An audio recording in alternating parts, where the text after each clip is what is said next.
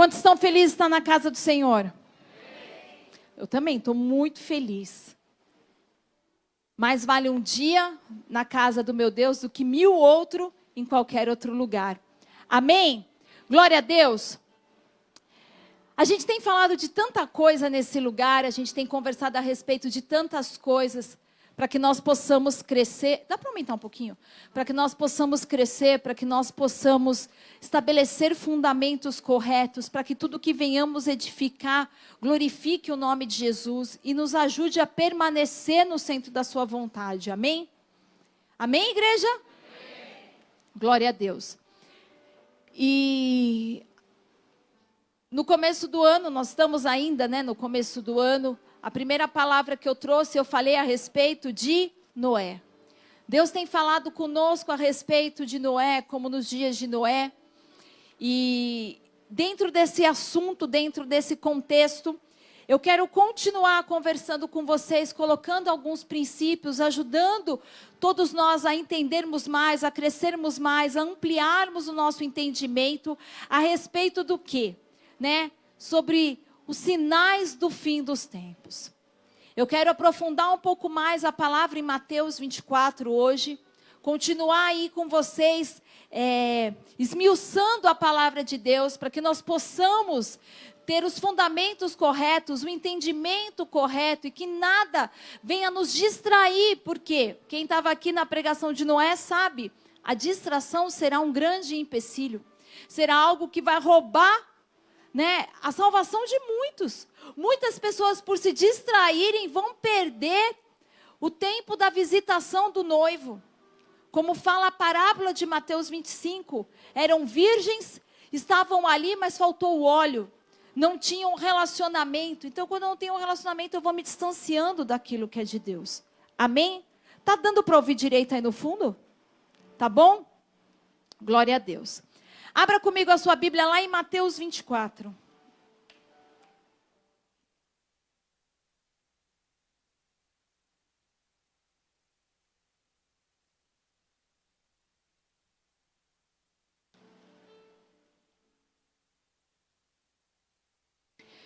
Versículo 1.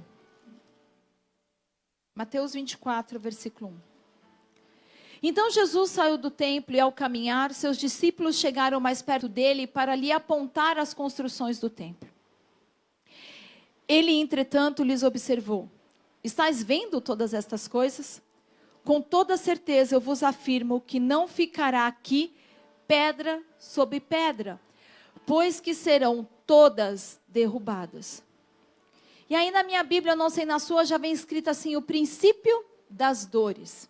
Continua o versículo 3. Tendo Jesus se assentado no Monte das Oliveiras, os discípulos chegaram até ele em particular e lhe pediram: dize-nos quando ocorrerão essas coisas, e qual será o sinal da tua vinda e do final dos tempos? Então Jesus lhes revelou: cuidado, que ninguém vos seduza. Vou dar uma pequena pausa aqui.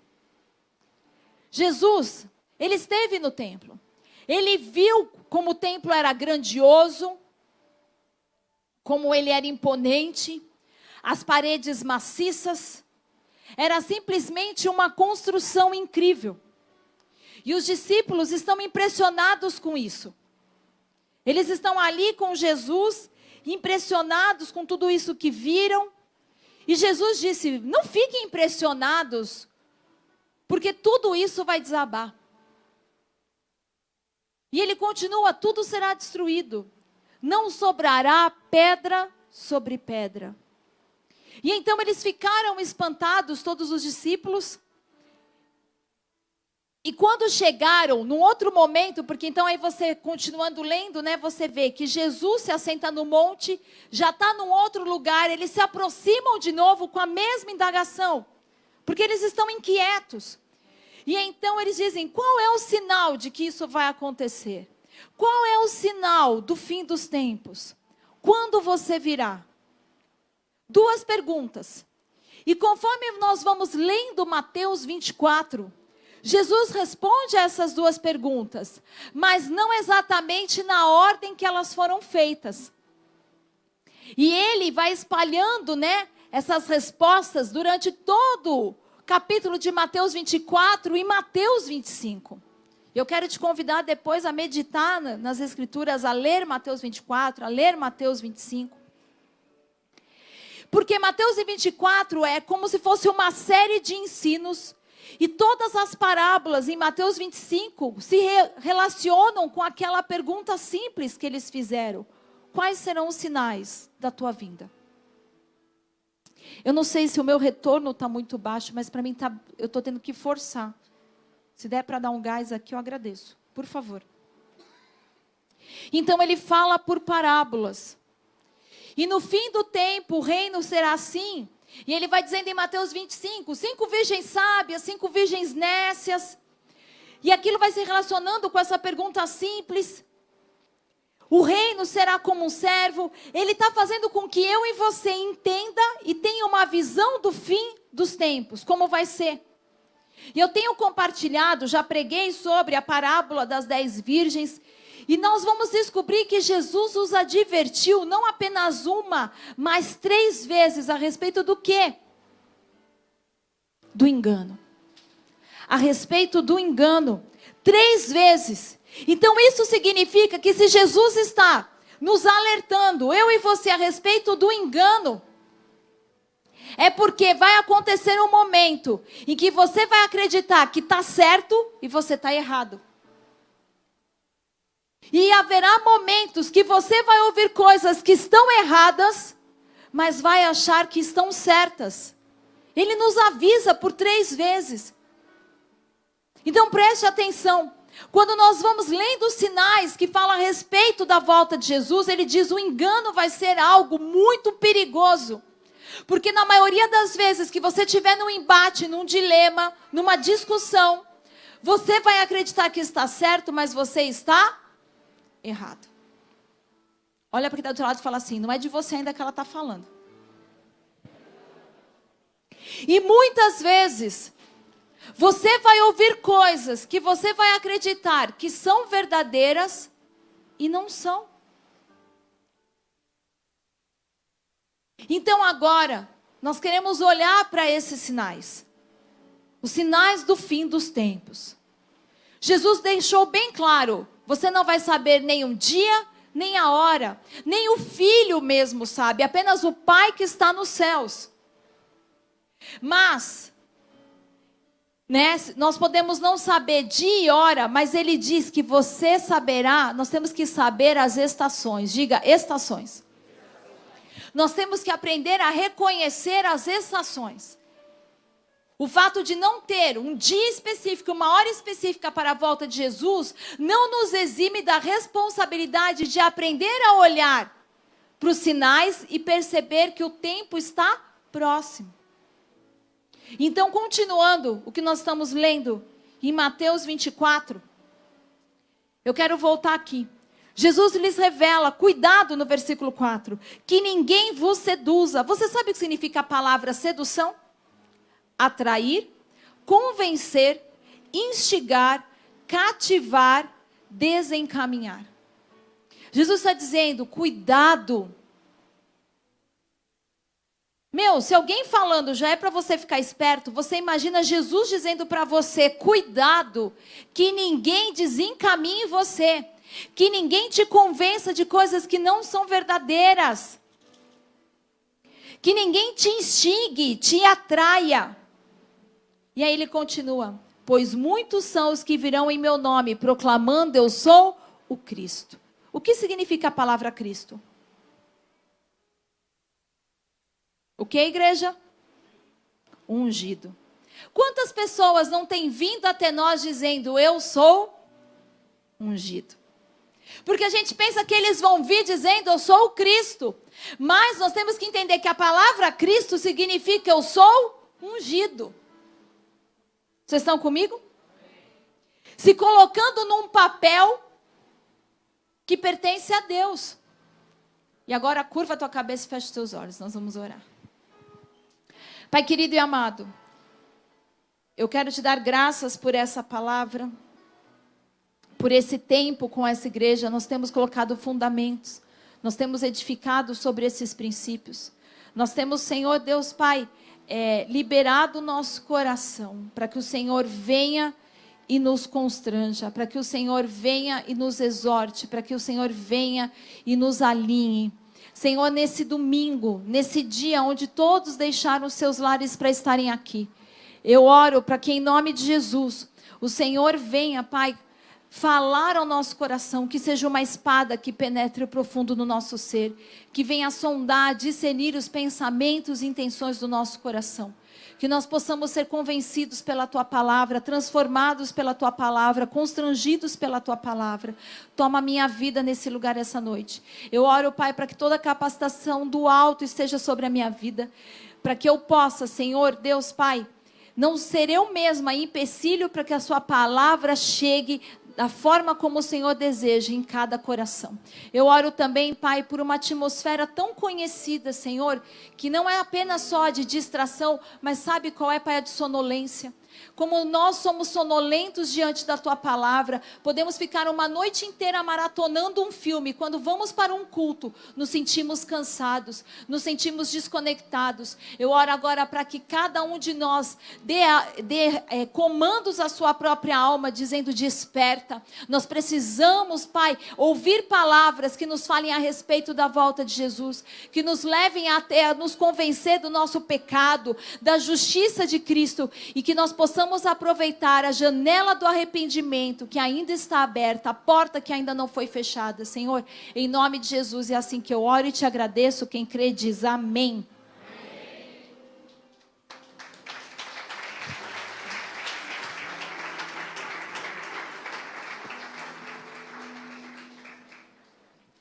Então ele continua dizendo, continuando a leitura, ele vai falar: e vós ouvireis falar de guerras e rumores de guerra, todavia não vos desespereis. Olha o que Jesus está dizendo. Por que é que a gente tem tanta dificuldade de tomar ao pé da letra a palavra de Jesus e aplicá-la? Ele diz: vocês vão ouvir sim sobre rumores de guerra, sobre guerras, mas não fiquem desesperados. E guerras não são apenas as guerras que são travadas com mísseis e bombas, guerras também são as biológicas. Guerras também são aquelas travadas com vírus, com bactérias, com epidemias. São guerras que estão sendo travadas. E ele diz para a igreja de Cristo, ele diz para os seus discípulos: não vos desesperei.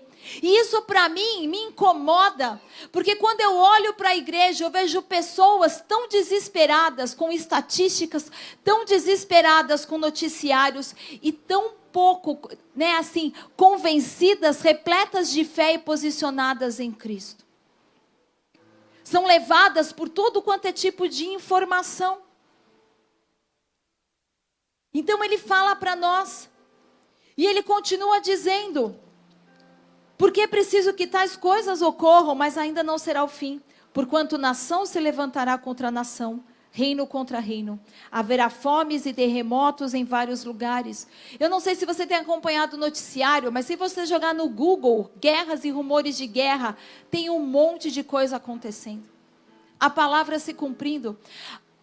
Há pouquíssimo tempo atrás, nós temos visto a respeito de gafanhotos, são 160 quilômetros de gafanhotos, e por onde eles passam, eles deixam, se tem gafanhoto, depois qual é a epidemia, a questão que vem? Fome. Fome. Nós todos estamos vendo esses cenários acontecendo e vindo até nós. E ele diz: contudo, esses acontecimentos serão apenas como as primeiras dores de um parto. E olha que interessante.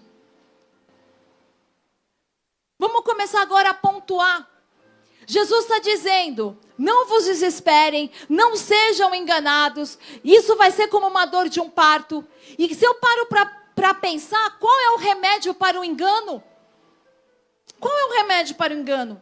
Eles é encontrado no livro de Tessalonicenses, dizendo: tenha amor pela palavra de Deus, seja apaixonado pela verdade, seja apaixonado pela palavra de Deus, aprenda a palavra de Deus, descubra o que Deus tem a dizer, porque se você não sabe o que Deus diz, então você é o principal candidato a acreditar em algo errado. Como pastora, imagina o tamanho da minha tristeza de saber quantas pessoas são infimamente rasas na palavra de Deus. Desconhecem a palavra de Deus, não meditam na palavra de Deus, não vivem a palavra de Deus. E quando eu sou alguém que não tem a palavra de Deus, amor pela palavra de Deus, não sei o que Deus tem a dizer, eu sou um forte candidato a me mover debaixo de engano. Devemos ser estudantes da palavra de Deus. Mais ainda no tempo em que vivemos. Quando você liga o noticiário, ou quando você olha as suas redes sociais, você tem que entender que tudo ali está sendo manipulado para apresentar uma narrativa, dependendo de quem está falando. Tudo que nós temos hoje sido bombardeados, ele é preparado, ele é moldado para apresentar uma narrativa, para que você vá se conformando com aquilo que eles estão estabelecendo. Tudo que você lê é distorcido, porque tem uma agenda por detrás disso. E isso deixa vulnerável ao engano, claro que deixa. Vejo pessoas que passam todo o tempo na mídia. E a minha pergunta é, onde está a sua Bíblia? Quantas pessoas viram para mim e falam, ai pastor, eu não me sinto à vontade mais para estar aqui, eu não me sinto à vontade nisso, eu não me sinto confortável naquilo, eu não me sinto não sei o quê. E eu me pergunto, quanto você tem se enchido da palavra de Deus ao invés de se encher de medo? Você é apenas o principal candidato ou candidata ao engano, porque você irá seguir o que o mundo está dizendo. Você vai seguir pessoas que odeiam você. Como assim, pastora? Sim, porque tudo que está sendo manipulado, toda informação que está sendo gerada, não é feito por pessoas que amam a Deus e a você. São feitos por pessoas que odeiam você. Que têm uma agenda apresentando um caso que não é verdade, uma narrativa falsa. Isso não é notícia. Quase toda notícia que nós recebemos hoje é tendenciosa. Então nós temos que ver essas coisas, porque esta é a hora em que vivemos. Nunca vivemos numa hora exatamente como essa. E essa é uma das coisas sobre as quais Jesus nos advertiu. O engano do fim dos tempos.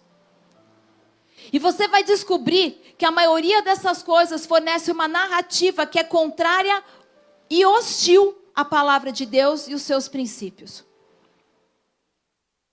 Portanto, você precisa conhecer os valores do reino de Deus e a ordem de Deus para os relacionamentos. Quer sejam familiares, quer sejam afetivos, você tem que saber qual é a palavra de Deus para isso. Porque se você não conhece a ordem do reino de Deus, você levará tudo para dentro de você e vai entrar em acordo com ela.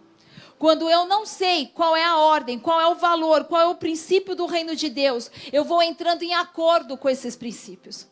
E isso começa sempre muito pequeno. E você precisa lembrar que a árvore do conhecimento do bem e do mal, ela sempre tem um lado bom.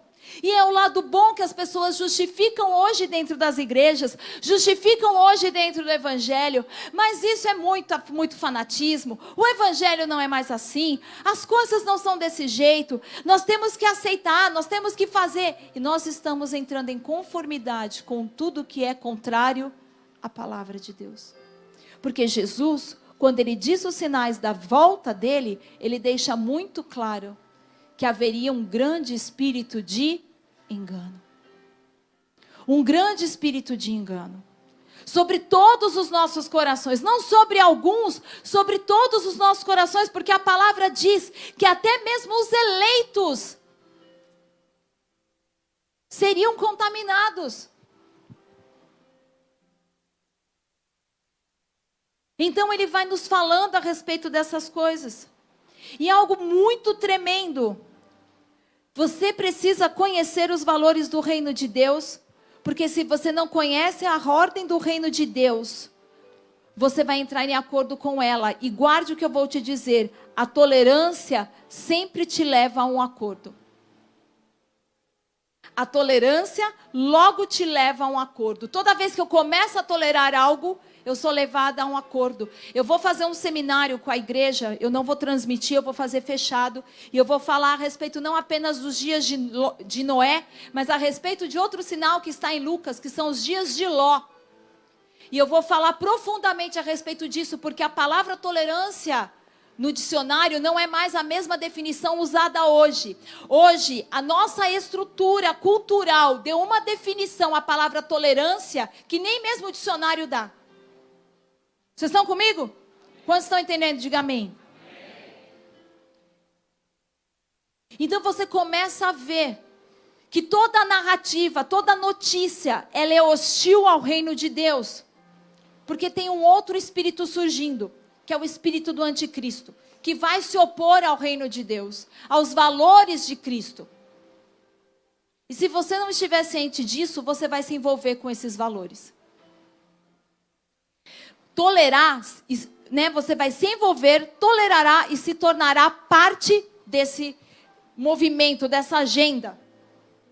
Você vai construir, porque nós já temos uma geração de famílias que estão sendo construídas assim.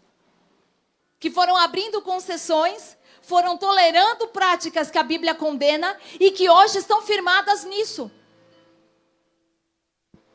Famílias que foram destruídas porque compraram todas essas coisas. Ah, não deu certo mesmo, não é para ficar junto. Ah, não aconteceu isso, vai. Ah, tem que aceitar, porque se eu não aceitar, vai fazer o quê? Vai se suicidar. E então o medo foi nos escravizando. Vocês estão me entendendo? Eu posso falar de feijoada com vocês? Ou eu tenho que lamentar como o apóstolo Paulo que diz, queria eu dar alimento sólido, mas preciso voltar ao leitinho. Porque a igreja tem recebido muito leitinho. Sabe qual é o leitinho? Você é o centro do evangelho. Jesus quebrou, saiu, rompeu com estrelas por causa de você. E é verdade, Jesus nos ama, mas o evangelho ele é cristocêntrico. O centro do evangelho não somos nós, é Jesus. E nós precisamos começar a pregar de novo a respeito de pecado é pecado, porque a graça ela te capacita para não pecar. E as pessoas têm usado a graça como uma desculpa para pecar. Toda pessoa que se desvia, você pode ver um padrão.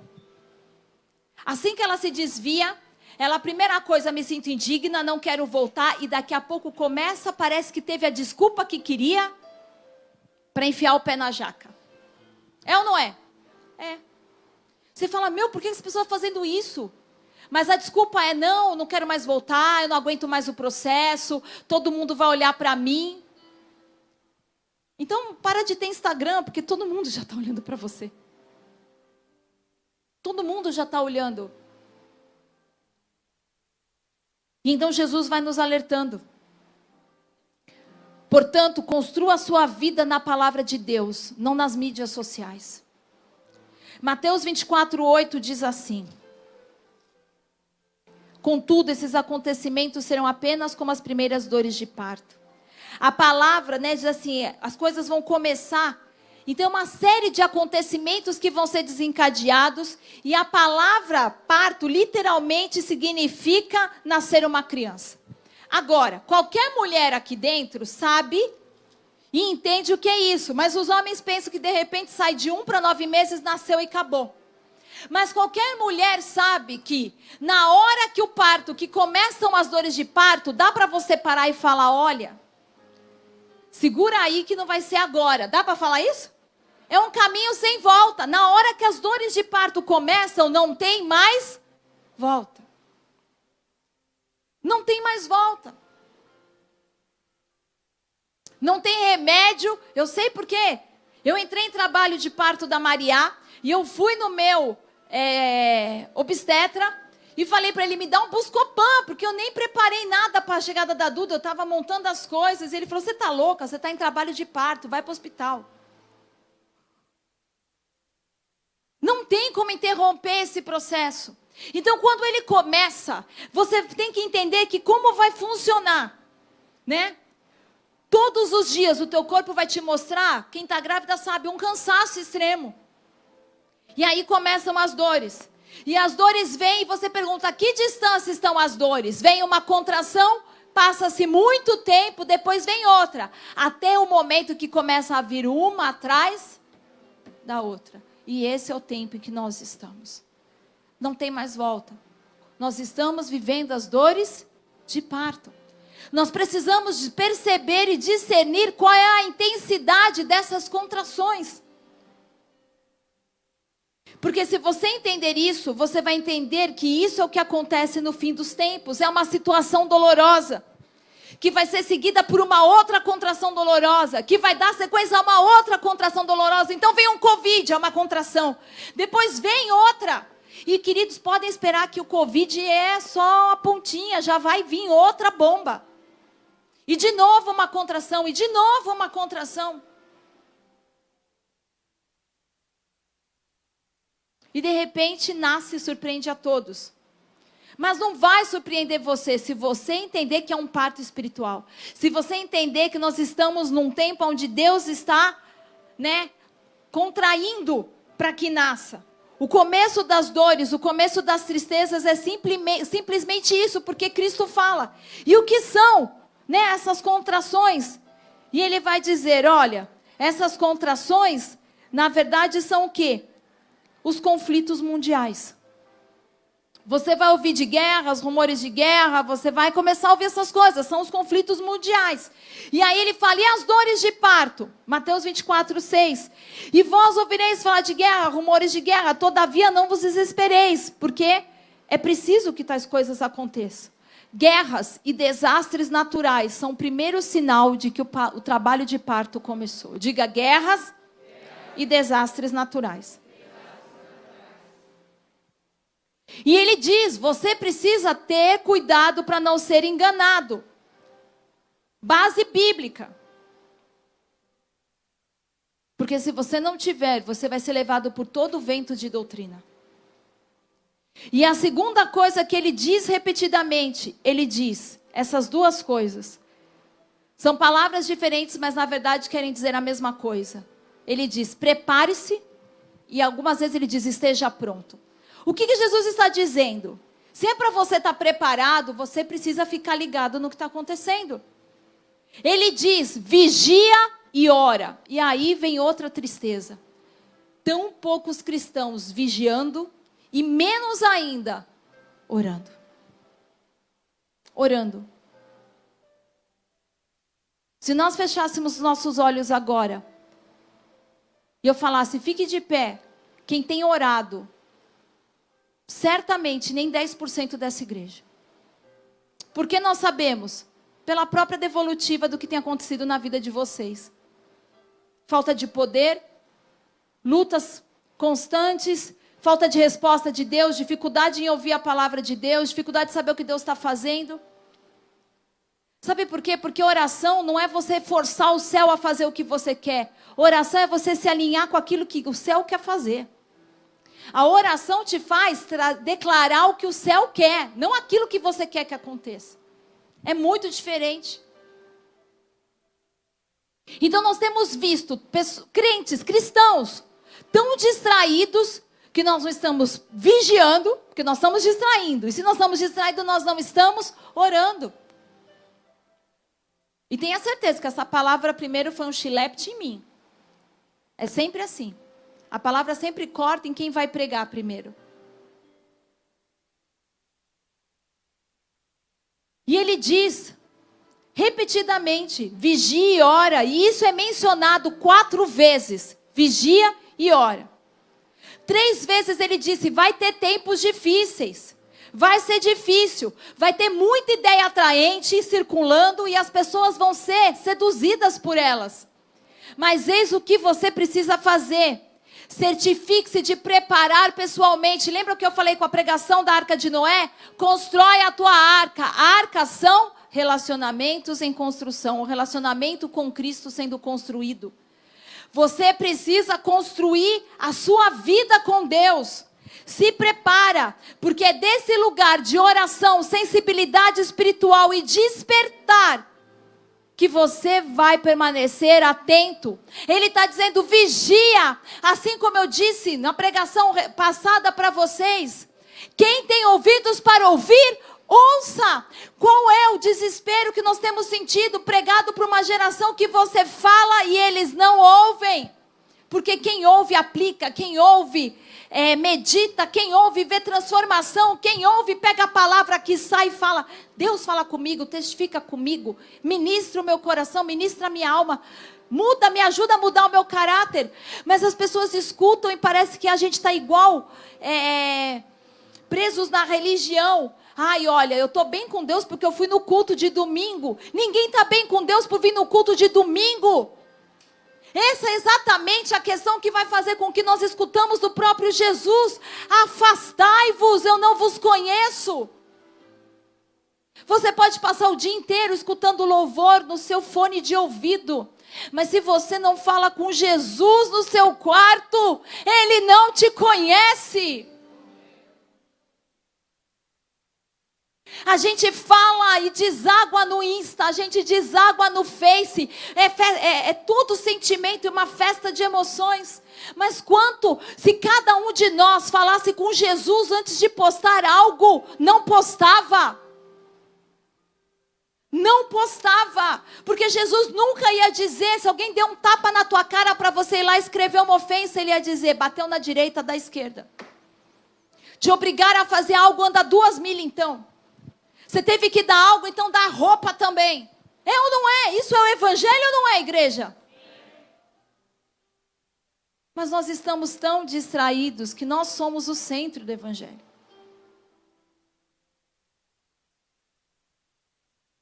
Perdendo,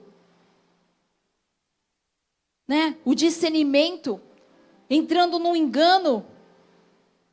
E então eu quero listar para vocês alguns sinais da volta de Jesus, sinais dos fins dos tempos. O primeiro, vai haver uma convulsão generalizada. Guerras e desastres naturais são o primeiro sinal. Mas depois ele fala de uma perseguição generalizada. Pastor, aonde isso está? Isso está ali em Mateus 24, versículo 9.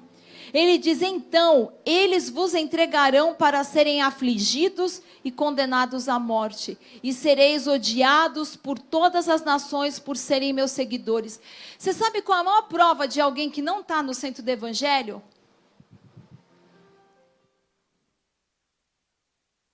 Todo mundo te quer bem. Você é uma pessoa que é aquela coisa assim, ninguém faz, a tua vida não faz oposição a nada.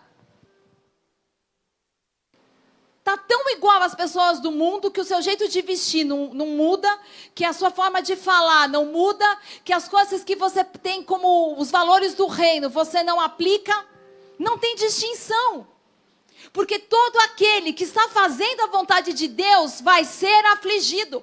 Se todo mundo olha para você e não vê nada demais, não se constrange de falar um palavrão na tua frente. Não se constrange de pegar um copo de bebida na tua frente. Não se constrange de ver um filme com cena de sexo na tua frente. Meu querido, você está muito fora da verdade de Deus. Porque quem está cheio da presença de Deus, você constrange. Nós seremos odiados, não seremos amados.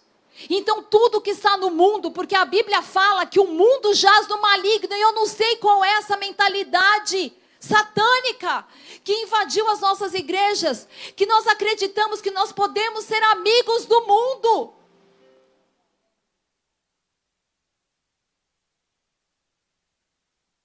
E a gente vai se adaptando, ao invés de irmos nos separando. Porque tudo que a Bíblia fala nas parábolas é separação entre joio e trigo, é separação entre luz e trevas, é ou não é? Algum momento você fala assim, Jesus veio misturar tudo no mesmo lote. Não, Ele diz que vai separar o bode das ovelhas, que vai separar o joio do trigo, que vai separar a luz das trevas, e nós estamos nos misturando. Agora, é uma noiva misturada que Jesus vem buscar? Qual é o significado da palavra puro? Sem mistura. Ser puro é ser sem mistura. Eu não posso ter 90% de Deus e 10% do mundo. Você já é misturado. E então ele disse, você vai ser perseguido, você vai ser odiado. Haverá resistência a Cristo, haverá resistência à palavra de Deus. Igreja, duas forças estão se unindo, religião e política. Você vê o sistema político, particularmente a extrema esquerda. E o sistema religioso, o Islã, né? Você vê as questões que nós temos visto tantas e a gente vê eles caminhando juntos. E aí você pode me perguntar, eles estão formando amizades, mas pastora, por exemplo, a esquerda apoia o movimento LGBT. Mas o Islã, ele mata um homossexual. Verdade ou não? Por que eles vão estar unidos? Por causa de uma frase que você já deve ter ouvido por aí. O inimigo do meu inimigo é meu amigo. Porque eles têm um inimigo em comum. Quem é o inimigo em comum deles? Você. Olha para quem está atrás assim, você. Só não é você se você não é um crente de verdade. Mas se você é um cristão, o inimigo em comum somos nós. Então eles estão se unindo para nos destruir. Não é porque eles eles estão em comum acordo. A única coisa que eles podem caminhar juntos, que estão em comum acordo, é o ódio pelos cristãos. Isso é bíblico. Marcos 3,6. Os fariseus saíram e conspiraram com os herodianos. Para o quê? Como matariam Jesus. Quem eram os fariseus? Os religiosos. Quem eram os herodianos? Os políticos da época. Eles conspiravam juntos para eliminar Jesus. E assim é agora. Eles têm se unido para conspirar contra os cristãos. Eles não tinham nada a ver uns com os outros. Mas o que os uniu foi o ódio comum que está surgindo no mundo agora. Jesus ensinou as pessoas como responder. Ele disse, quando isso acontecer, quando você for odiado por todos, por minha causa, então, o que Jesus manda você fazer? O que Jesus manda a gente fazer? O que, Caio? Alegre-se. Tem um que está lendo a Bíblia. Regozije-se. Por que a maioria de vocês não se alegram quando vem alguma dificuldade? Porque não estão firmados na palavra. Não estão lendo a palavra. Porque a palavra está dizendo, quando você for odiado por todos, né? O que nós vamos fazer? Nós devemos nos alegrar. Está lá no Sermão do Monte. Mateus 5. As bem-aventuranças. Qual é o inimigo que eles têm em comum? É Cristo. Regozije-se, fique contente, pois sua recompensa será grande no céu. Agora, outro ponto. Olha que triste.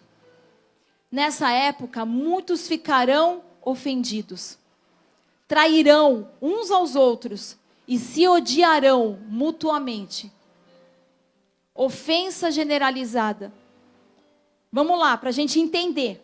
O que vai acontecer quanto mais perto da volta de Jesus estiver? As pessoas vão se ofender com tudo. Mas não vão se ofender com tudo do lado de fora da igreja. Porque isso a gente já vê. Vão se ofender com tudo dentro da igreja. Uma pregação como essa, hoje em dia, ela é ofensiva.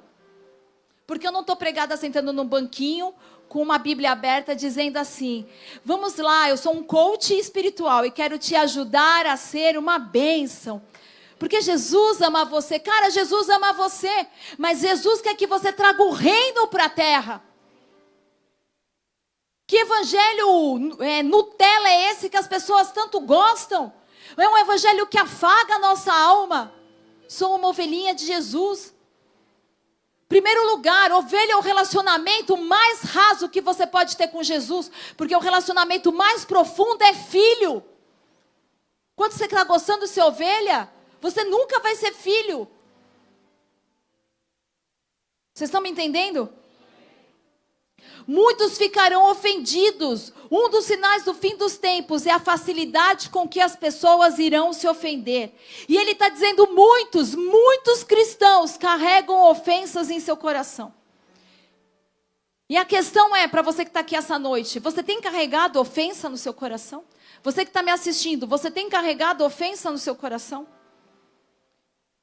Porque a ofensa, inevitavelmente, ela envolve relacionamento com pessoas que têm autoridade sobre nós.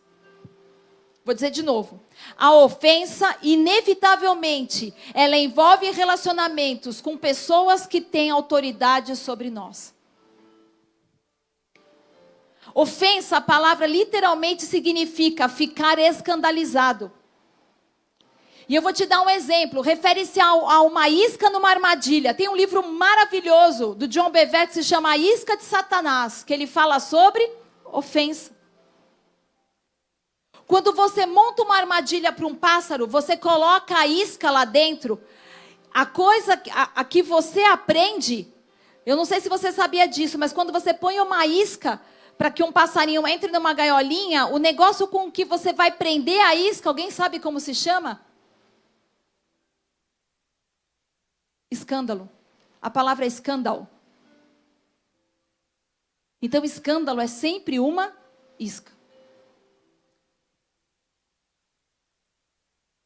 Essa é a ofensa. É a armadilha. E é muito fácil estar ofendido com as pessoas. Porque as pessoas se ofendem em todos os lugares. Porque elas têm uma coisa dentro delas chamada espaço seguro. Pastor, o que é um espaço seguro? Significa que eu não tenho permissão para dizer certas coisas, caso eu possa ofender você. Não é assim hoje? Você está na escola, você logo é ensinado que você já não pode dizer mais essas coisas, porque o seu amiguinho, que o Dia das Mães não pode mais ser comemorado. Por quê? Porque hoje é um escândalo, é uma ofensa. Porque tem pessoas ali que eles usam a desculpa, que não tem pai, não tem mãe, então isso é ofensivo. Vocês estão me entendendo? Então tudo tem sido construído. São armadilhas com as quais eu não posso falar, eu não posso dizer, porque vai ofender alguém. Eu tenho que ter cuidado com algumas palavras. Porque se eu ofender ou magoar alguém, a minha opinião, ela não pode mais ser diferente da tua. Porque as pessoas estão hoje crescendo com um espírito de ofensa. Então, pequenas coisas ofendem as pessoas. E pequenas coisas que têm ofendido as pessoas, rapidamente têm se transformado em discursos de ódio. Vê que quando alguém é ofendido, ele fala, isso é um discurso de ódio. Porque eles acham que você ter uma opinião diferente significa que você os odeia. Isso é verdade? Eu pensar diferente e achar que o Corinthians é o melhor time de futebol, é verdade. Mas isso é uma ofensa para um palmeirense. Vocês estão comigo? Só que a gente viveu com essas coisas, mas hoje, se eu falar assim, olha, eu não concordo com isso, eu tenho uma opinião diferente a respeito disso. As pessoas falam, você não pode ter uma opinião diferente da minha, porque na hora que eu tenho, como que você é chamado na internet, você está fazendo discurso de ódio. Eu não estou aqui para dizer se o que o Trump está falando está certo, se o que o outro está falando, mas você começar a bloquear e excluir contas, isso é muito grave, porque eles estão dizendo assim, se cale, nós vamos reagir se você disser algo que nós não concordamos. As pessoas não têm mais a liberdade de expressar. Você só pode falar algo se estiver de acordo com o que eles acreditam. Então aí eu posso abrir minha boca, eu posso falar o que eu quiser, eu posso fazer chacota com os cristãos, eu posso pegar crucifixo e enfiar no ânus de alguém, porque foi isso que fizeram. Isso não é ofensivo, isso é liberdade de expressão. Agora você já parou para pensar se fosse o contrário? Era discurso de ódio. Se eu fizer muito menos, né? Pegar alguém que tem uma opção diferente da minha e der uma biblada na cara dele, isso é discurso de ódio, mas a pessoa pode pegar um crucifixo e enfiar no ânus, que isso é liberdade de expressão.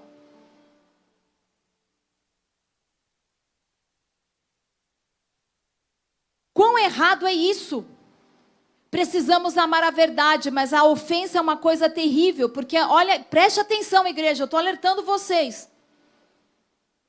A ofensa sempre leva à traição. Jesus está dizendo aqui, muitos ficarão ofendidos e vão fazer o quê? Gente ofendida faz o quê? Trairão uns aos outros. Traição. Deu um tropico e agora estão super ofendidos. Talvez você hoje está sentado aqui assim, dessa maneira. E isso acontece por duas razões. Uma, você acha que foi tratado injustamente. Então, alguma injustiça aconteceu. E se alguma injustiça aconteceu, eu quero te dizer algo, bem-vindo ao mundo. Porque o mundo é um lugar onde tem muita injustiça. Se você vai viver ofendido com as injustiças desse mundo, você não vai conseguir andar. Você vai viver tropeçando e sendo pedra de tropeço para os outros. Infelizmente, racismo acontece em todo lugar. Que é uma das coisas, é só que o mundo agora começa a colocar todas essas coisas no holofote, mas começou agora? Não, isso sempre tem, infelizmente. Tantas e tantas coisas terríveis têm acontecido, mas hoje a gente vê as mídias colocarem um holofote nesses lugares. E o meu problema não é que haja injustiça, mas é o que você faz com tudo isso. Porque você é um portador de injustiça e ofensa, ou você é um portador de cura e restauração?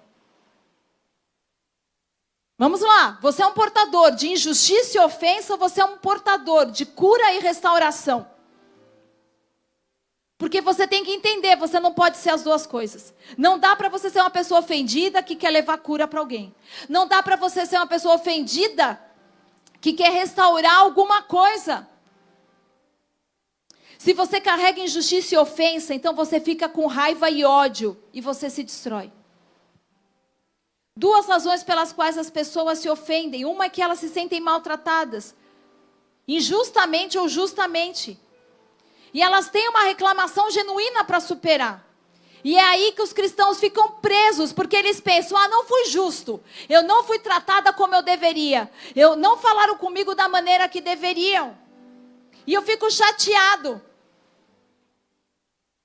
E a pessoa fala, não, olha, na verdade, eu não estou ofendida, eu estou chateada. Não, você está ofendida, é isso que você está.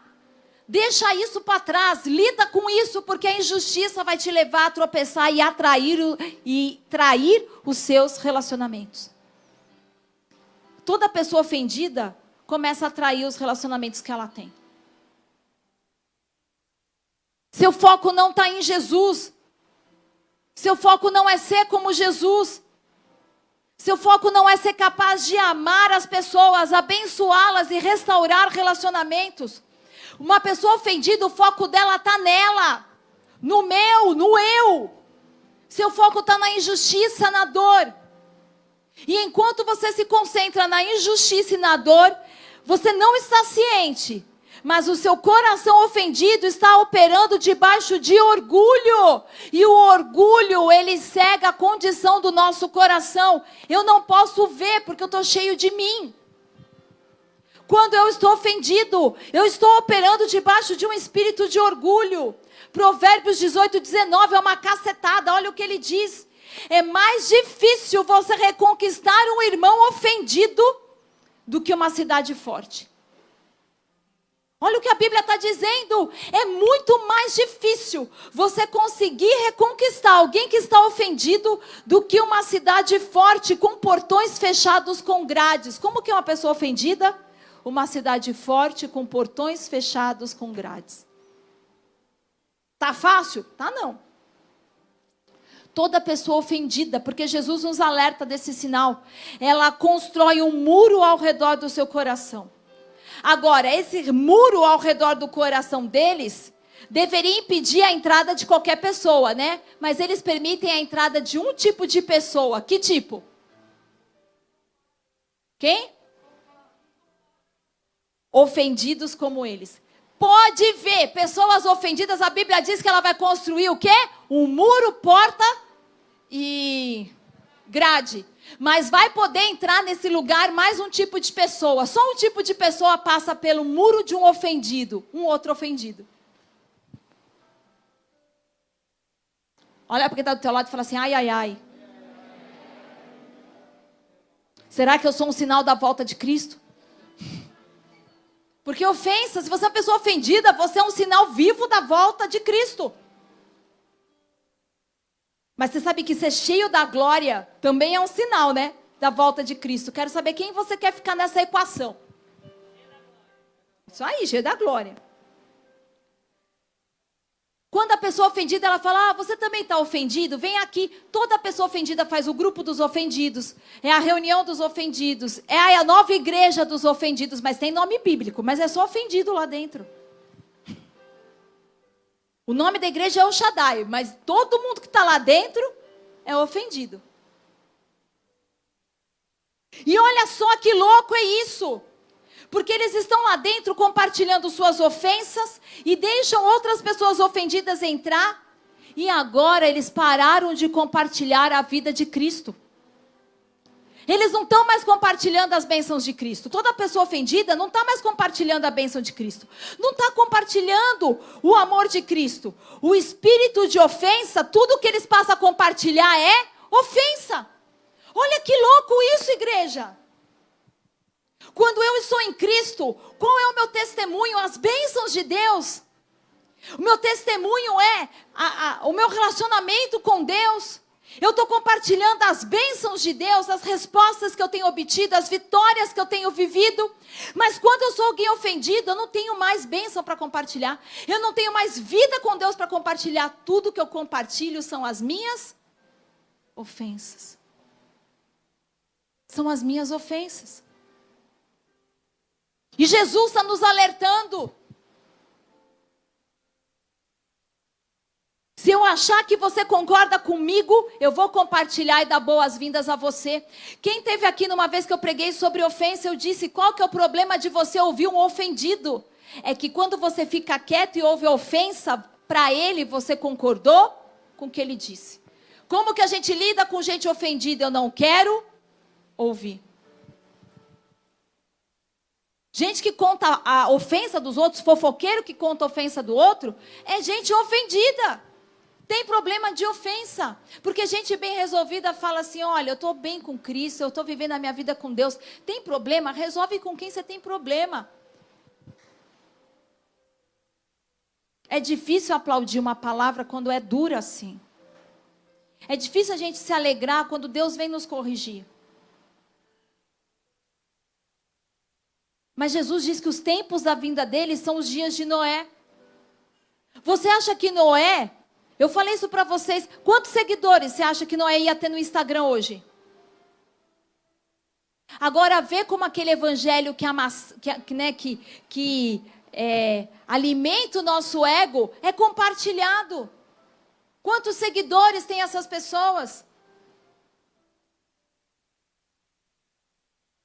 Se eu achar que você concorda, então eu me uno a você. E elas passam a interpretar mal as ações das pessoas.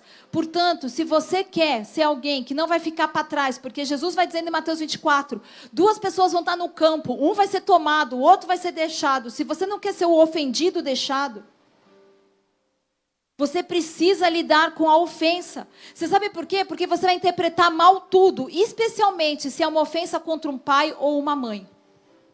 Você vai ter problemas de autoridade por toda a sua vida. Gente que tem problema de autoridade direto e reto, tem péssimo relacionamento com o pai, com a mãe ou com ambos. E então quando eu estou ofendido, a parede sobe.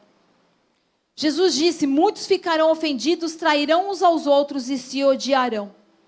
Então ele diz que isso é progressivo. Você fica ofendido, trai e odeia. Eles não vão ficar estáticos. Você já viu alguém que está ofendido ficar de boca fechada? Quem já viu? Levanta a mão que eu quero saber. Não fica. Ninguém ofendido fica estático. Porque é um comportamento progressivo.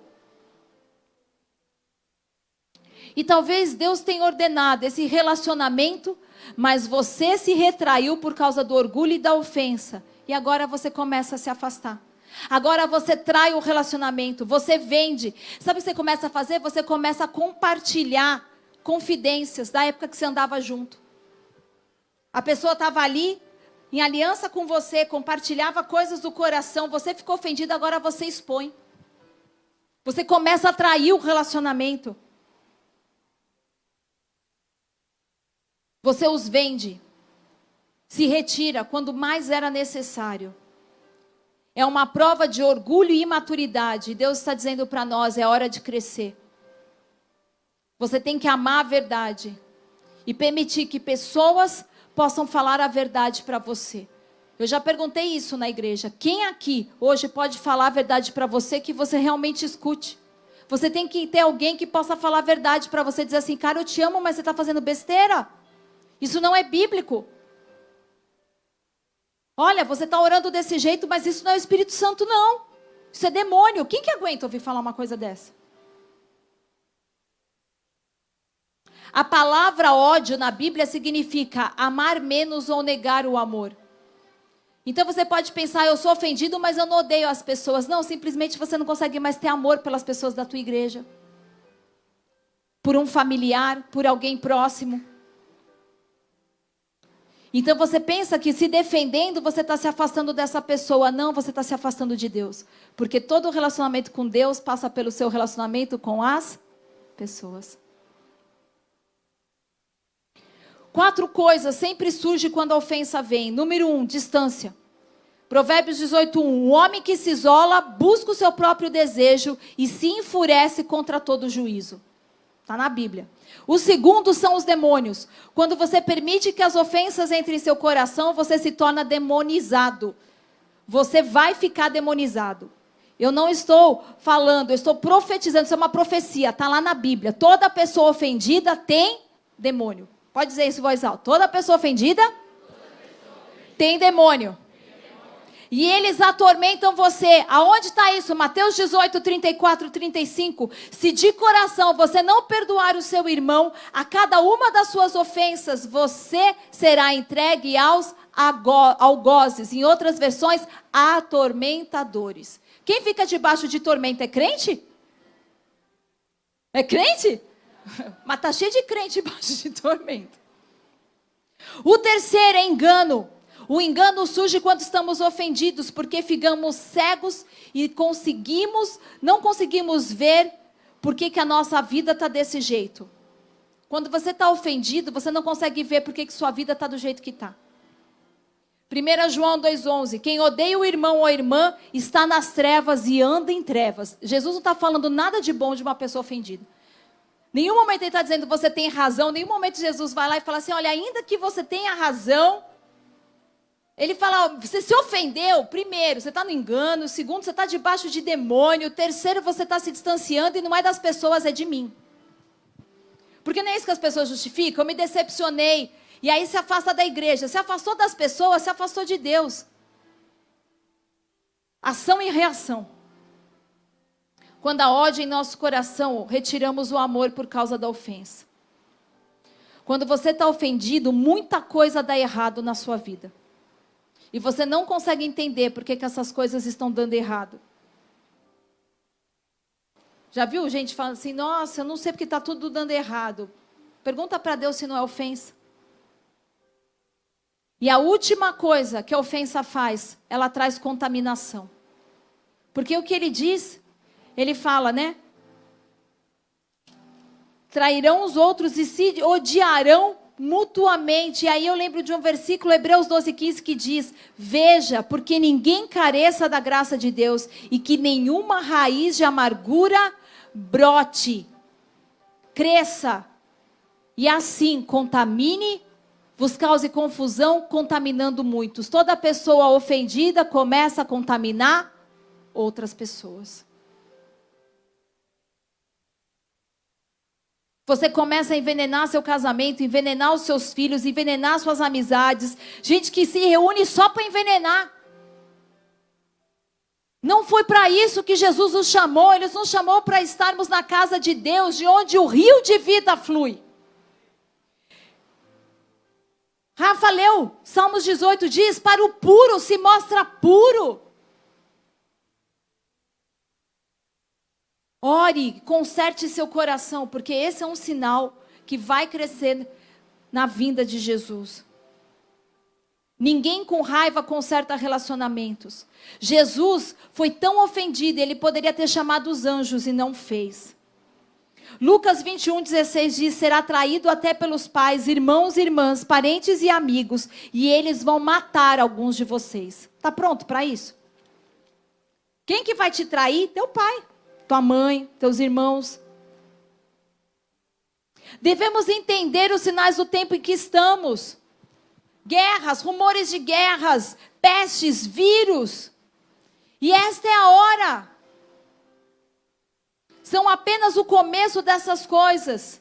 Jesus nos colocou num processo de preparação e Ele avisa: quando vocês virem essas coisas, o que vocês precisam fazer? Ele fala: vigia e ora, observa e ora. E Ele vai nos dizendo tantas coisas que precisamos fazer para nos preparar. Vê como existe uma oposição e um ódio pelas coisas de Deus. Um ímpeto contra tudo o que é bom e certo. E então ele dá outro alerta. Ele fala do engano, mas aí ele vai falar dos falsos profetas. Pessoas que se apresentam como cristãs, levando uma palavra bem adequada à cultura, uma palavra de Deus, mas não são. Elas têm uma agenda, elas querem enriquecer através da palavra de Deus. Querem explorar o povo de Deus para o seu próprio fim. E ele fala: pelo fruto vocês vão conhecê-los. Ele dá outro sinal. Falando de falsos profetas, eu vi recentemente um pastor que eu admiro muito dizendo assim: cara, se você pega e fica escutando pregação de outros pastores lá no Instagram, ouvindo, e não valoriza aquilo que eu falo para você, você é o maior candidato ao falso profeta. Você é alguém que fica dividindo o seu coração, porque hoje tem muita coisa sendo pregada. Você precisa crescer numa terra, fincar o teu pé numa terra e receber desse lugar. Não tem problema nenhum você ser edificado. O ponto é quando as pessoas ficam buscando um monte de informação.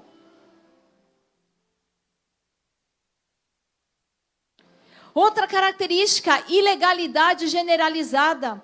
Um desprezo pela lei, pela ordem, pela autoridade vai ser generalizado no mundo todo. Uma consequência dessa, versículo 12, por causa da multiplicação da maldade, o amor da maioria das pessoas se esfriará. Não vão ter mais amor por Deus, paixão pelas coisas de Deus. Um amor altruísta que serve as pessoas. Hoje você ter um ato de generosidade ofende as pessoas. Você fazer algo desprovido, porque Deus te pede para dar algo, fazer algo, as pessoas ao invés de celebrarem, porque esse era o mover quando Atos, o Espírito Santo visitou a igreja de Atos, elas dividiam, elas compartilhavam, elas abençoavam umas às outras, e hoje as pessoas estão tão cheias de ofensas, que elas dizem: é mentira, é combinado, isso não é de verdade. Engano! As pessoas se tornarão muito egocêntricas. Corrupção e violência generalizada, no versículo 37. Que são os dias de Noé. O sétimo sinal não é encontrado em Mateus 24, mas em Lucas 17, 28, que fala dos dias de Ló. E é curioso porque fala assim, que como nos dias de Ló as pessoas comiam, bebiam, compravam, vendiam, plantavam, edificavam. Mas no dia em que Ló saiu de Sodoma, choveu fogo do céu, destruindo a tudo. E assim será também na vinda do Filho do Homem. Como foi nos dias de Ló, como foi nos dias de Noé. A vinda de Deus será inesperada. Todo mundo ali pensava que as coisas estavam acontecendo normalmente. Foram pegos de surpresa. A vinda do Filho do Homem vai pegar muita gente de surpresa. Vão pensar, não, o mundo está como sempre foi, é isso, sempre teve isso, sempre aconteceu isso. Você pode ver que a gente começa a falar, não, meu, isso a Bíblia se cumpre, as pessoas falam assim, meu, é porque agora tem internet, porque isso sempre teve. Quem já ouviu isso? Isso sempre aconteceu. Viva a sua vida como se o Senhor viesse hoje, mas planeje a sua vida como se Ele não fosse voltar amanhã. Vou dizer de novo.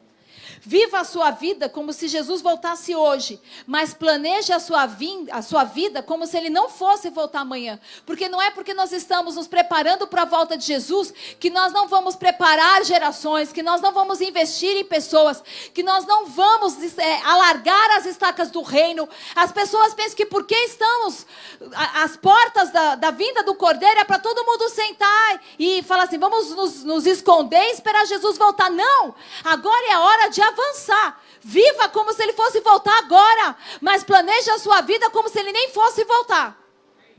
Porque Jesus sempre tomou as pessoas quando elas estavam trabalhando. Jesus não buscou ninguém na rede. Olha, enquanto um balançava na rede como água de coco, esperando a volta de Jesus, ficou. A Bíblia fala que um estava no campo.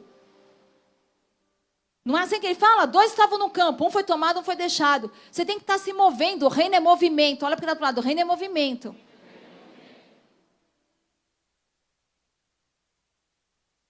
E um próximo sinal. Lucas 21, 29 e em Mateus 24 vai falar a respeito da figueira e todas as árvores. E aqui está o sinal, porque é sobre a figueira e todas as árvores. Israel é sempre mencionado como figueira, como videira. Quando está falando da figueira, aqui está falando de Israel. E todas as outras árvores são todas as outras nações. Então ele diz, olha para a figueira, olha para Israel. Israel é uma nação-chave, Israel é a menina dos olhos de Deus. Observe o que está acontecendo lá. Reflete, porque é um reflexo espiritual para vocês. E ele diz, olha para todas as árvores, quando estão brotando, você sabe que o verão está próximo. Quando você vir essas coisas acontecendo, saiba que o reino está próximo. Essa geração de forma alguma passará, e todas essas coisas acontecerão. Ele diz, o céu e a terra passarão, mas minhas palavras nunca passarão. As palavras de Jesus são estáveis, nós temos estabilidade nas palavras de Jesus. Em 1914, eles começaram a seccionar uma área chamada Palestina, que se tornou um lugar para onde os judeus começaram a viajar. Quando os judeus foram dispersos na diáspora em 70 depois de Cristo, eles se espalharam por todas as nações da terra. Não havia nenhum lugar chamado Israel. E o povo estava disperso. Nunca na história, jamais foi registrado na história qualquer povo que foi disperso pelo globo, que não teve a sua cultura e a sua língua desaparecida. Todo povo que foi disperso pelo mundo, ele absorveu a cultura do mundo. Israel, a nação de Israel, é o único povo que ficou disperso pelo globo, para os 4 cantos do globo terrestre, e mantiveram a sua cultura e a sua língua intacta. Israel é a prova cabal da existência de Deus. Deus tem guardado Israel como a menina dos teus olhos até os dias de hoje.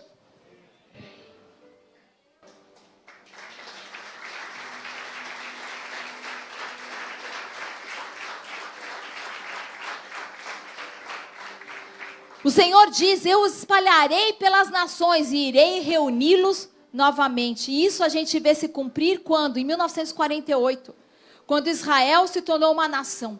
Essa é a figueira brotando, esse é um sinal dos fins dos tempos. O que aconteceu com Israel é um sinal. E em 1967 eles assumiram o controle de Jerusalém. E alguns anos atrás, recentemente, Donald Trump, Trump significa trombeta. Ele reconheceu Jerusalém como a capital de Israel. Nunca um líder tinha reconhecido publicamente Jerusalém como a capital de Israel. Queridos, a trombeta está soando. Você que está... Porque a Bíblia fala que nos últimos dias muitos não vão conseguir escutar, vão sentir coceira no ouvido. 200 anos atrás, se você dissesse que Israel vai voltar a ser uma nação, teriam rido na sua cara. Ninguém acreditaria. 2 Timóteo 3:1-3. Saiba, portanto, que nos últimos dias haverá tempos terríveis. As pessoas serão amantes de si mesmas, amantes do dinheiro, presunçosas, orgulhosas, abusivas, desobedientes aos pais, ingratas, profanas, sem amor, implacáveis, caluniosas, sem autocontrole, brutais, não amantes do bem. E essa é a condição cultural que nós vemos no mundo hoje. E ele diz, isso é muito perigoso. Pessoas narcisistas. Você abre hoje o Instagram, é tudo sobre as pessoas mudarem o nariz, colocarem preenchimento aqui, preenchimento ali, preenchimento aqui, preenchimento lá, estica, sobe, repassa, faz. As pessoas estão obcecadas. Hoje ela chega e fala, tá vendo essa cara que eu fico nesse filtro? Essa cara que eu quero ter. Obcecadas por si mesmo.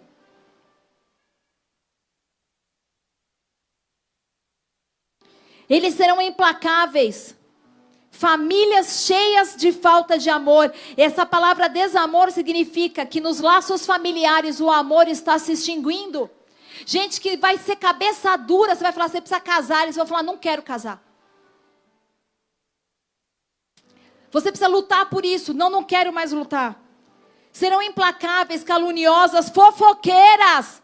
Gente, pelo amor de Deus, fofoca é um câncer na igreja. E todo mundo sempre conta com a melhor motivação. Cai na real. Fofoca é um sinal terrível de ausência de vida com Cristo. Quem fica caçando assunto não tem tempo na presença de Deus. Quem vai para a presença de Deus volta cheio de Deus. Quem não vai para a presença de Deus tem assunto para contar. Tem que arranjar assunto. Não tem nada da parte de Deus para falar.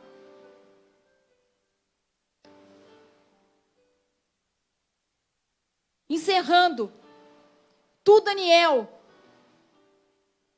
sela essas palavras até o tempo do fim, porque você vai ver muitos indo dali para cá, de cá para lá, e o conhecimento vai se multiplicar. Deixa eu te dar uma estatística. Em 1900, o conhecimento dobrou a cada 100 anos. Mas em 1945, ele dobrou a cada 25 anos. Em 1980...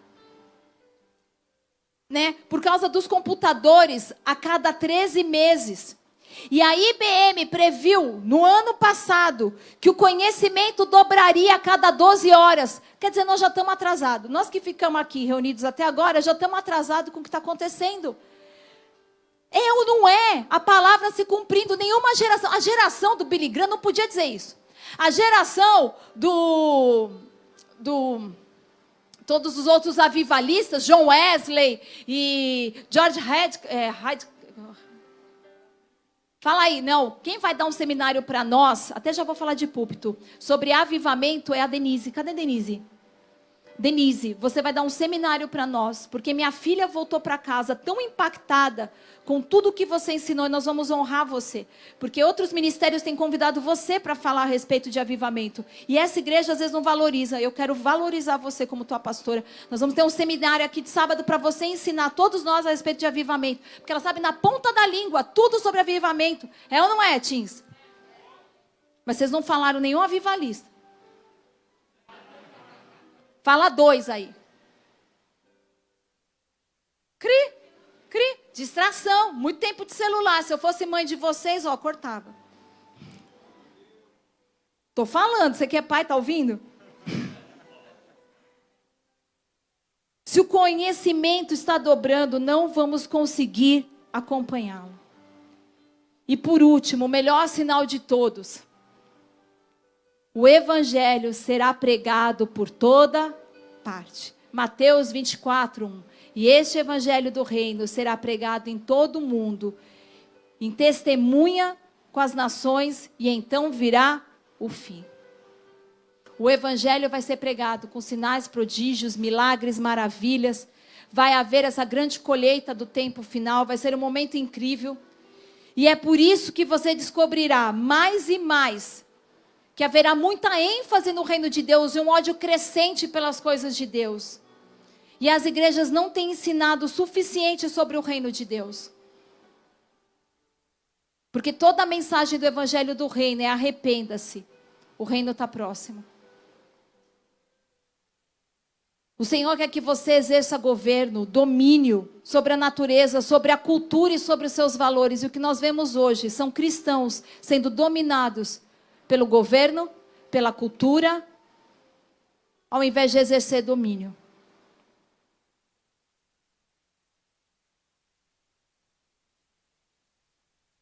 Nós precisamos lidar com todas essas questões do coração, se é que nós realmente, de fato, queremos fazer parte e reinar com Cristo.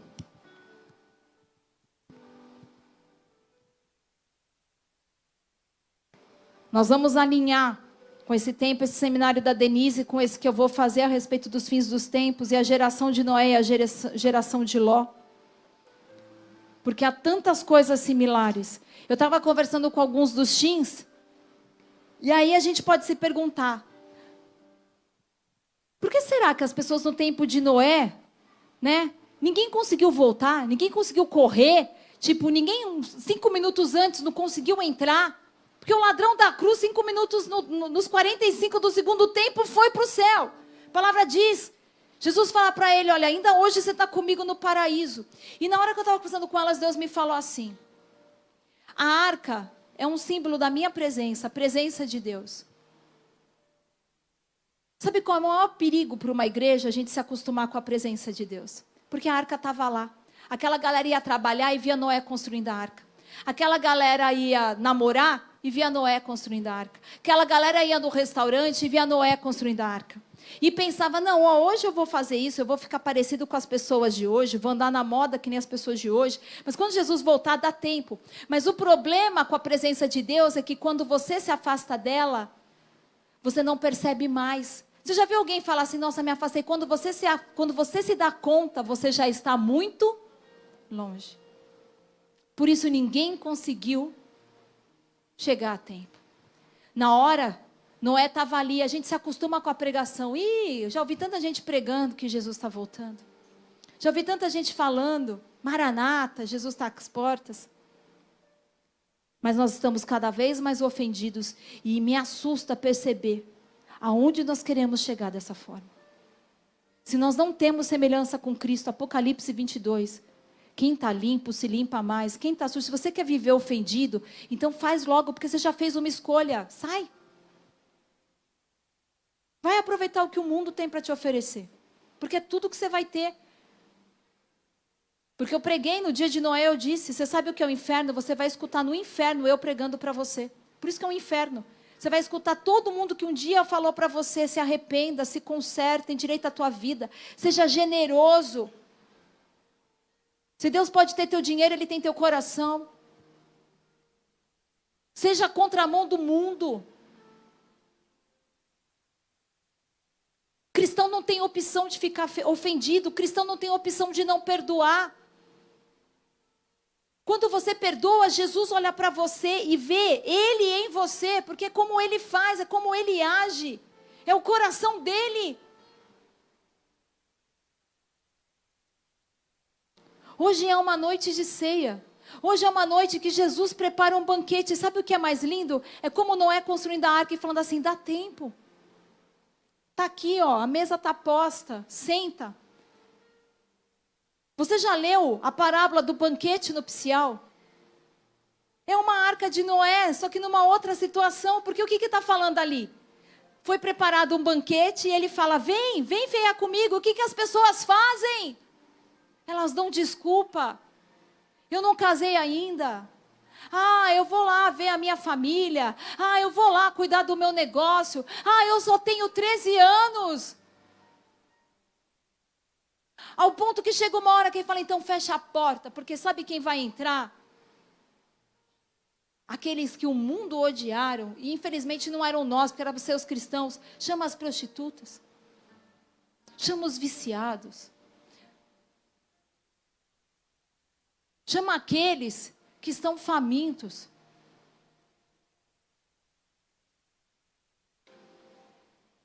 Porque uma pregação pode se tornar uma arca de Noé para você. Você está cansado de ouvir. 1 século, 120 anos, mais de 1 século, aquelas pessoas viram a arca.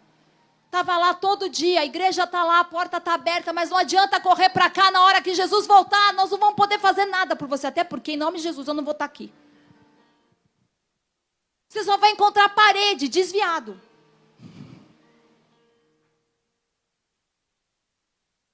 Um vai ser tirado, o outro vai ficar. E de verdade, quantos anos você tem? Quantos anos você tem, Paulinha? Vai, quebra com isso.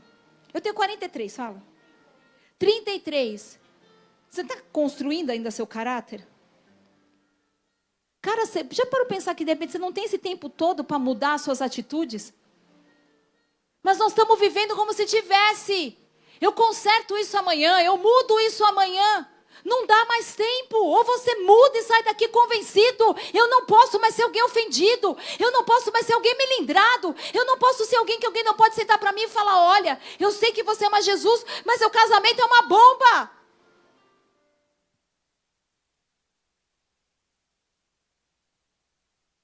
Eu não posso. E com certeza deveriam ter pessoas ali que olhavam e falavam: olha, eu até acredito que vai chover, mas a gente pode ficar aqui reunido, sabe por quê? Porque Deus é amor. Então Ele vai nos amar no último minuto. E o amor de Deus foi a misericórdia de uma pregação por 120 anos. 120 anos, um Noé pregando a justiça.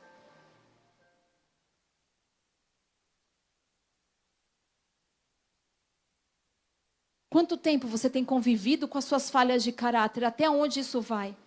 Porque a gente começa a dizer: não, mas Deus conhece o meu coração. Frase número 1 que vai indicar o caminho para o inferno. Os que usavam a frase: Deus conhece o seu coração, por favor, sigam para cá.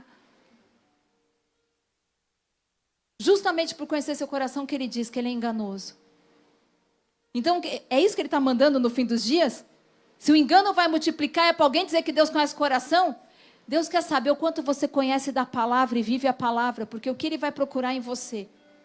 A palavra de Deus, o verbo, Jesus Cristo. Jesus vai procurar a palavra de Deus. O quanto da palavra de Deus há nos nossos corações. Feche os teus olhos, curva a tua cabeça.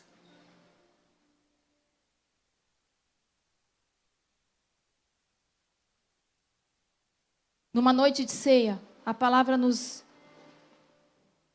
exorta: sonda o teu coração. Que ninguém se aproxime da mesa de forma indigna. E isso não é para te impedir de estar na mesa do Senhor. Isso, na verdade, é a graça de Deus dizendo: então se conserta. Eu quero te dar um tempo para se consertar com Deus. Eu quero te dar um tempo para deixar o Espírito Santo lidar com o seu coração ofendido. Deixa isso para lá. Para de querer ter razão.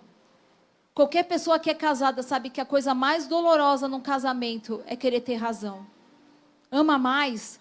Ah, mas eu sou boba. Vou parecer um tolo. Não, você vai se parecer mais com Jesus. Ama mais. Ama mais. Porque toda pessoa ofendida fica debaixo de orgulho.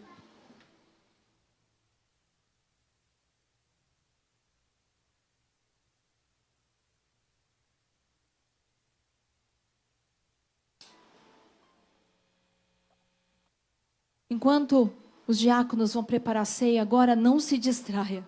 Se você não consegue manter a sua atenção em Jesus aqui, imagina fora. O quanto você consegue se ficar sensível à voz de Deus. Por isso que a gente pede: feche os seus olhos, curva a tua cabeça agora e deixa o Espírito Santo falar no seu coração. Porque eu sei que tem lugares dentro de mim que eu preciso que o Senhor lide com essas coisas. Eu sei que eu gastei 40 anos da minha vida tentando mudar áreas e eu preciso agora começar a levar muita coisa a sério.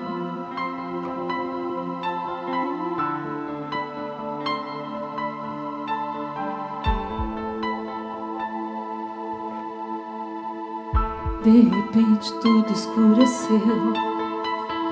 De repente o céu trovejou. O juízo finalmente veio sobre aquela geração. O céu testemunhou a chuva A terra fendeu com as águas.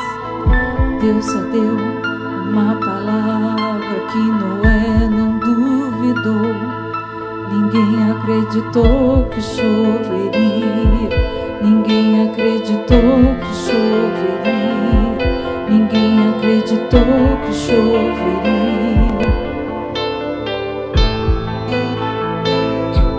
Ninguém acreditou que choveria. Ninguém acreditou que choveria. Ninguém acreditou que choveria. Até que o céu fechou.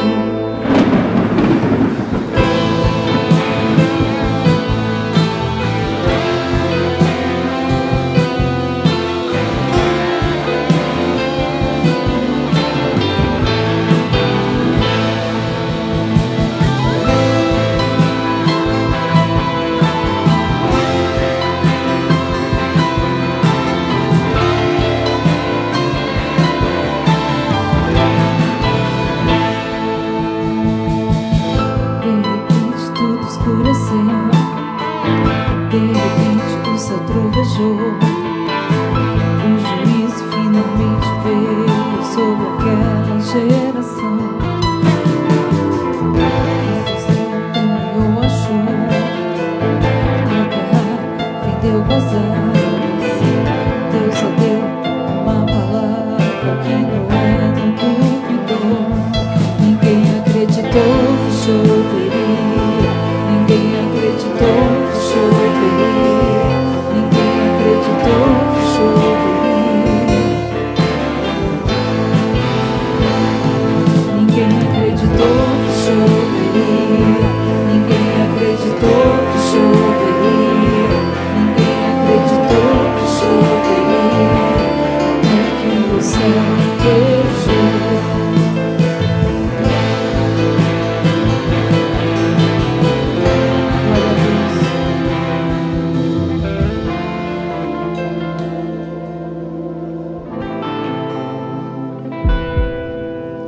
Nós consagramos a Ti o elemento pão, o elemento vinho, o suco de uva. Damos graças a Ti, Senhor. Nós consagramos agora esses elementos, Senhor, a Ti, em nome de Jesus. Os diáconos, os presbíteros vão distribuir a Santa Ceia. Eu vou pedir que todos esperem para que nós possamos cear juntos, amém?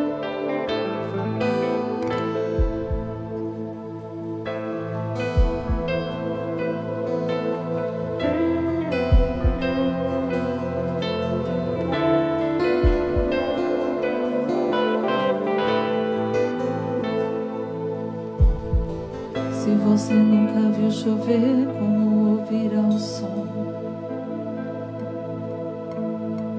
Se você nunca viu chover, como ouvirá o som?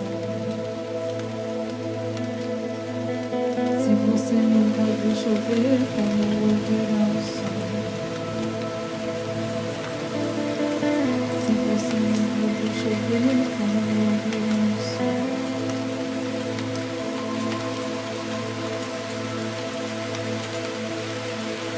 Espírito Santo, nos mande o nosso coração.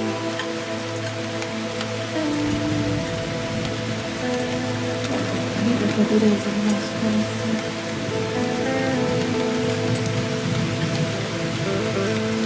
Nós não queremos ser como aqueles que se endureceram à pregação da palavra, aqueles que resistiram ao convencimento da parte do Espírito Santo.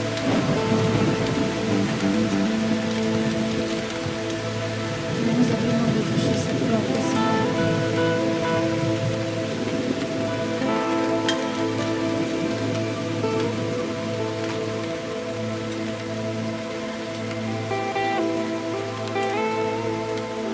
Queremos santidade.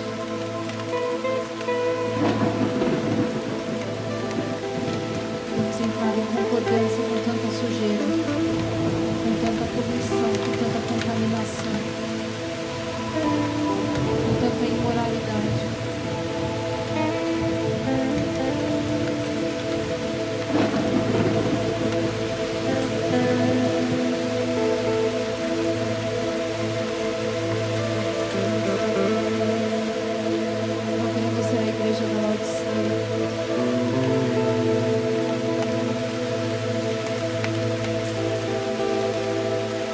perdeu o primeiro amor.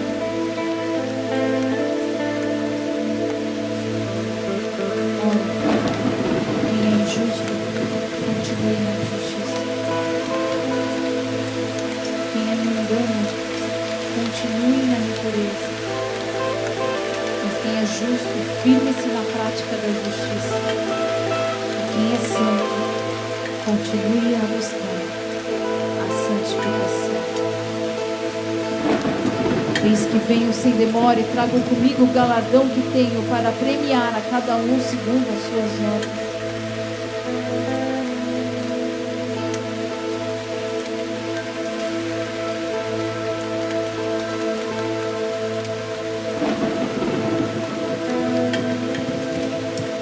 Chuva caiu, a porta fechou, a arca subiu, seu povo livrou. Como nos dias de Noé, assim será.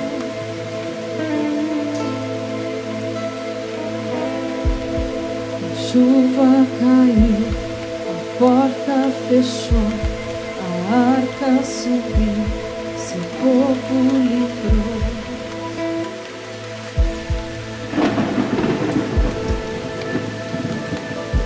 Não deixe que vos engane.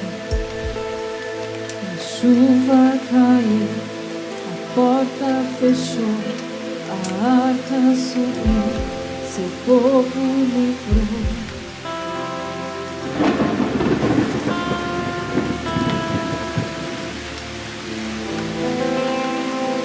Ah, Cafarnaum, que assassina os seus profetas.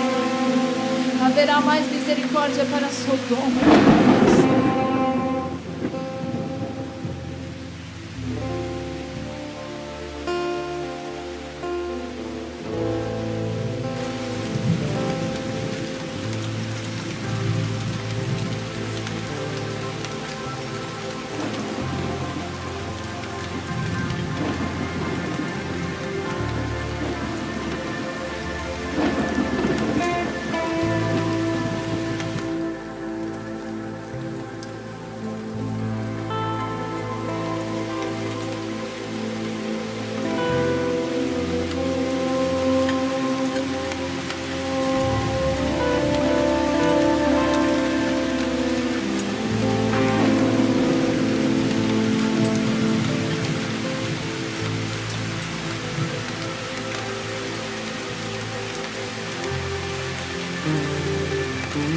Todo mundo pegou a ceia? Se alguém não recebeu a cena que um diácono vai até você, tá bom? Mantenha graça no que o diácono vai até você. Vamos se colocar de pé?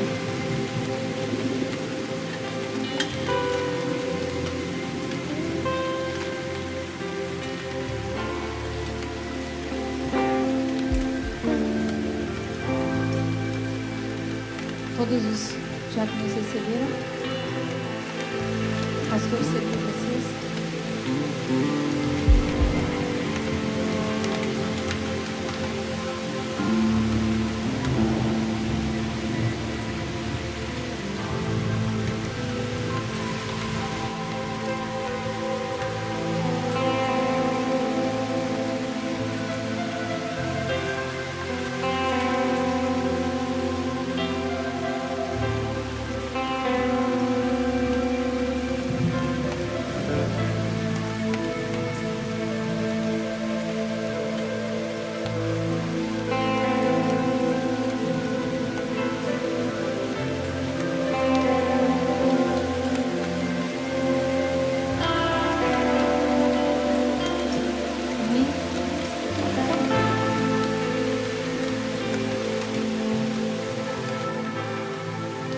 Na noite que estava para ser entregue, para ser traído,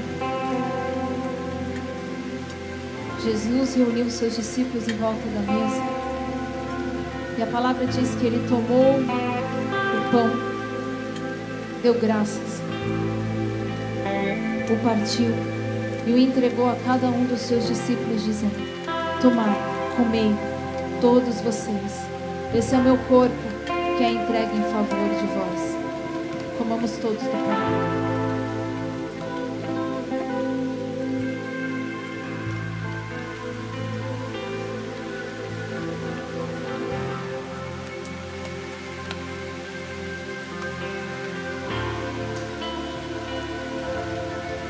Semelhantemente, também depois de cear, tomou o cálice, dizendo: este é o cálice, é um novo testamento no meu sangue.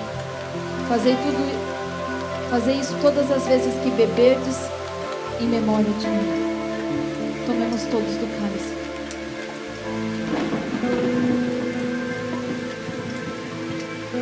Santo, santo, santo. Santo, feche teus olhos, erga suas mãos, vamos adorar Jesus. Vamos adorar em espírito e em verdade. Eu vou pedir para tirarem a prancha, por favor.